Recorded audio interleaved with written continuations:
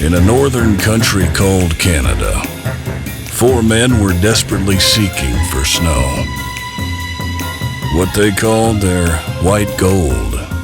Without it, they feel lost.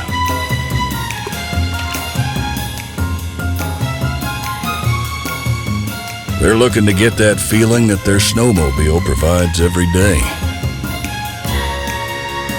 But they couldn't find it. However, they are getting ready all year long.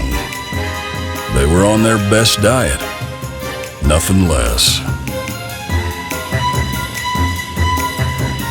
Each winter, they travel to the most remote places in search of their white gold. And when the river isn't frozen, they fish to stay zen. Their snowmobile remains their preferred mode of transportation, even when hitting bombs on the golf course. Relaxation sessions no longer work. Their stress becomes unbearable. Until that day, the wind started blowing, the fog came, and the sky turned gray. It's showtime.